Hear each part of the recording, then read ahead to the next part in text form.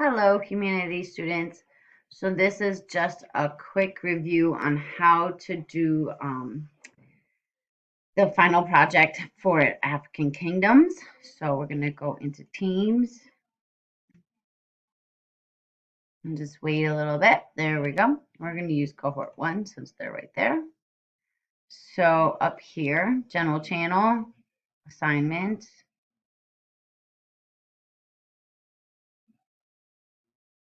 And here we go.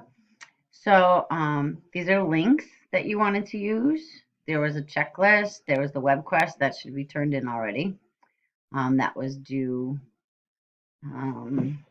yesterday, April 26th at 11:59. All right, so we're going to scroll down a little bit and we're going to find where it says, here it is, Ancient African Kingdoms, Final Project, and links. So remember I told you to open the links online and then the kingdoms online. So that's what we'll do. So you want to make sure that your links are open online. The web quest that you completed is open online. We'll go back to Teams real quick because a lot of the answers that you had in the web quest would be copy and pasted into the project. So let's get that web quest. And we'll open this. Student view, open online. Okay. So is this looking familiar to you? Hopefully so. Then the last thing you want is the final project. So it's basically you could do a pamphlet or a PowerPoint. I'm going to show you how to do the PowerPoint. It works the same way in the pamphlet. Here we go. Final project. And we're going to open this online too. Just that way everything's open. So there was the links. We already have them open. And we're going to do the template here, the PowerPoint. And we're going to open that in PowerPoint online.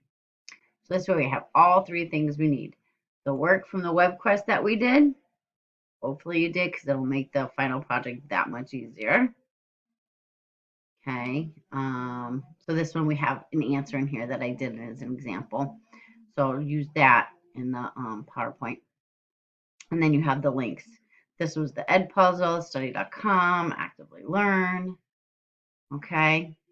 And then in the web quest, you had these links that you would be using.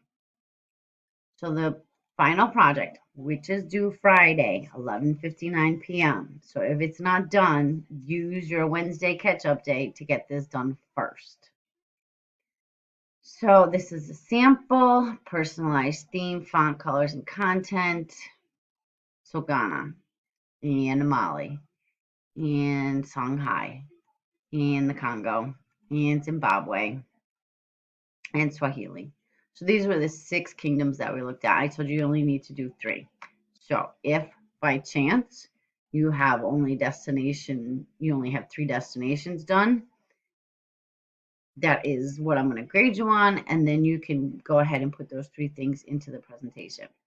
The difference between the web quest and the presentation is the web quest you need to do all 6 destinations. In the presentation you only have to do 3. Okay, so we're going to start with Ghana. And it says, list one way contact between cultures impacted Soninke people.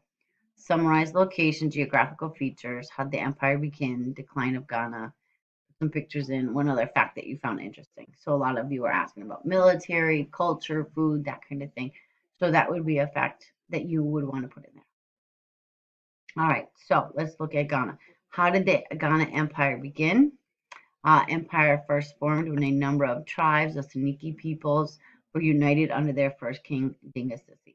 So what we're going to do is find out where this would go in there. So here it is. How did the empire begin?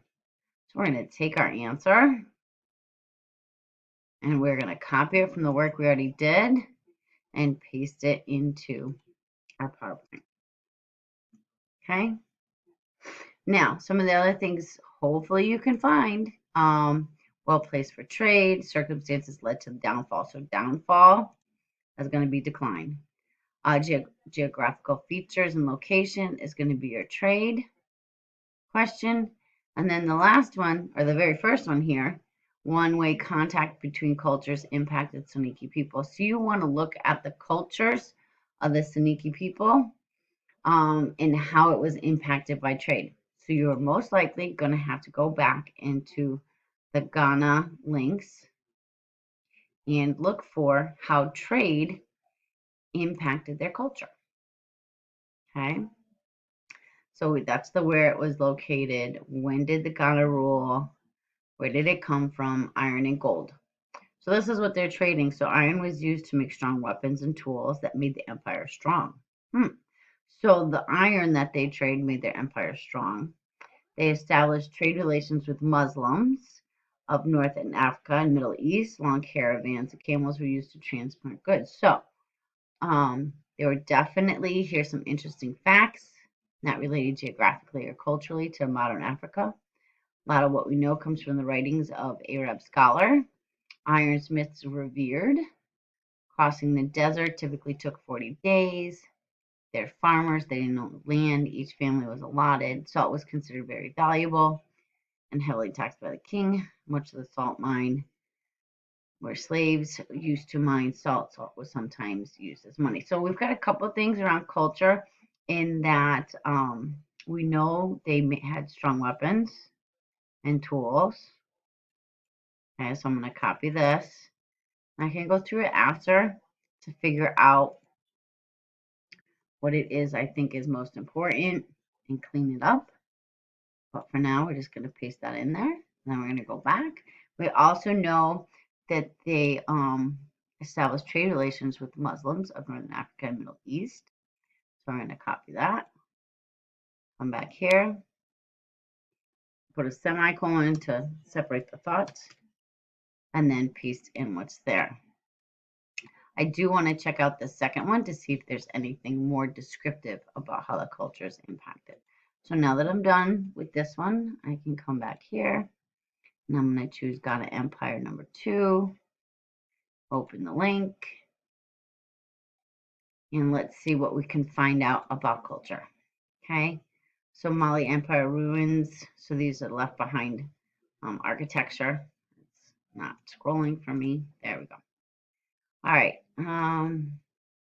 Oral story, sickly child. Ghana tried to impose trade restrictions. There was a revolt. Marked the beginning of the Mali Empire. Created one of the very first charters of human rights. Oral Meander Charter speaks about peace within a diverse nation, abolition, slavery, education, and food security. Large body of oral stories occasionally contradict. Whether Kedah converted to Islam is a matter of debate. Some believe Arab traders in the area converted Kedah to Islam, so that would relate to what we read in the other website. His descendants were Islam. The legendary oral tradition that surrounds Kedah suggests he never turned away from his native religion. Some sources suggest he was both Muslim to work with the Muslim working. So there's definitely an influence of Muslim in here for him and his descendants. Okay, so what I want to do is find where it talks about Mansa Musa. We've learned about him. He was definitely Muslim because remember he went on his pilgrimage. So let's see. Peace, diverse, large body. Whether can it convert is a matter of debate. And then it says his descendants were Muslim. So we're going to take this and I'm going to get rid of some of this. But I'm going to copy it all, bring it over to the presentation. Okay. I'm going to semicolon, control paste. And then whether Kedah converted to is a matter of debate.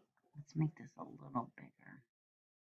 Delete some of these extra spaces we don't need. Right? This way the text can be bigger. There we go. Okay.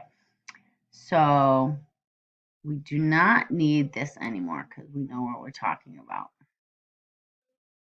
Okay. And produce strong weapons, establish trade relations of Muslims. I'm going to stretch this up just a little bit so everything can fit in. Whether Kedah converted Islam is a matter of debate among documentary scholars. And we're just going to leave that. Those who pass down. We don't need this. We kind of understand that it was, there's a debate. We can put in a comma and then lowercase s. Some believe Arab traders in the area converted. Certainly, I want the cursor here. Certainly, though, comma, whoops, his descendants were Muslim, period. Okay, so this is how you're going to fill in each of the 3 slides that you choose. Really depends on what you completed in the web quest, and then whatever you didn't complete in the web quest for at least 3 empires. You should have done 6, but at least 3, you can complete the presentation in full. Okay, so you're going to use whatever 3 destinations you finished here. Okay, and you're going to put them into the 6 slides, the 3 of the 6 slides that correlate to what you finished here. All right, I hope this helps. Co-teachers are available. Hopefully testing doesn't take me too long today. And I'll post this in the team chat so you guys can refer to it even outside of class time. Okay, have a great day, and hopefully I'll see you soon.